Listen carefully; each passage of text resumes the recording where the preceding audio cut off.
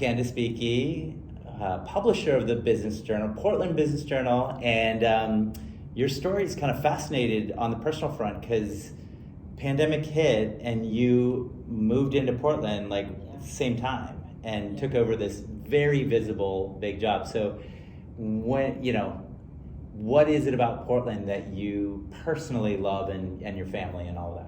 So first of all, it's good I didn't think about it in the way you just framed it, because I probably would have been like, that sounds terrifying.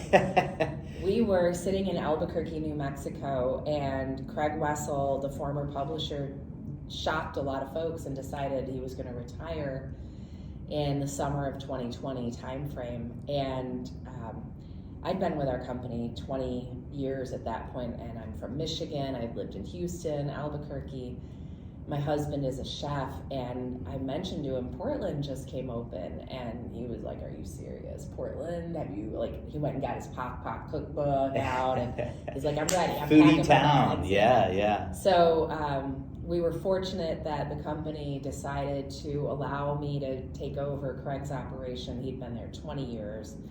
And I have discovered in my career it's a lot easier to take over for someone when they're doing a terrible job, and then you can come in and kind of clean up.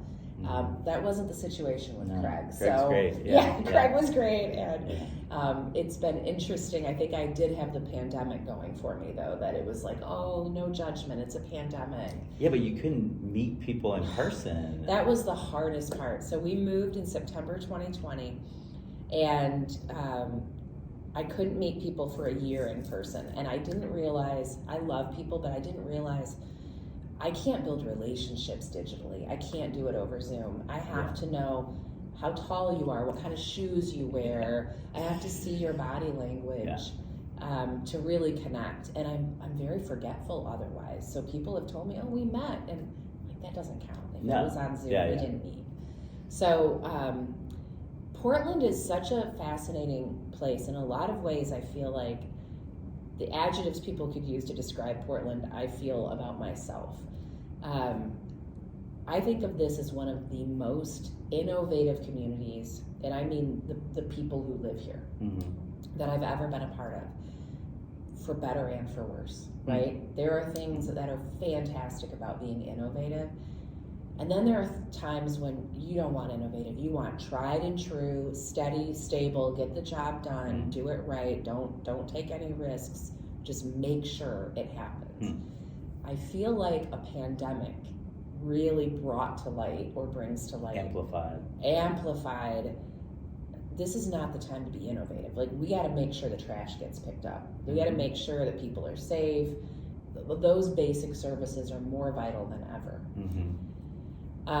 I've shared this with you personally, but one of the unexpected, wonderful things that happened when we moved to Portland was our youngest child came out as transgender, kind of literally on the move. And I knew nothing about being transgender. I didn't really know anything about that journey. We could not have ended up in a better place for that. We could not. We have such great health care. Very welcoming. I can share that openly with business leaders, and their first question is, are you getting the resources you need? How can I help? He is very welcomed at his school. He's at Portland Public Schools. I mean, at the end of the day, we can argue about whether Portland gets it right on executing everything, or whether we should roll back our taxes, and absolutely we should, whether we should tighten up leadership with our city government. But at the end of the day, this is a place that is welcoming, and you can bring your whole self, you can bring your authentic self. That's not negotiable. In areas where we know we can do better, we're trying as a community to get better. We're calling each other out on ways we can be even more authentic and welcoming to people. Those are the things that really change lives. Taxes, you can work on. Policy, you can work on. Do we have human rights here? Will we feel confident women will always have human rights here? Absolutely. So those are the most important things. Well, I love it. Yeah, it's great. Well, we're just doing quick hits. your favorite place to go to in Portland, and I would imagine a restaurant is got I know, it's always you can pick food two, with right? me. Okay, well, I just have to say I love Dan and Louie's Oyster Bar. Okay.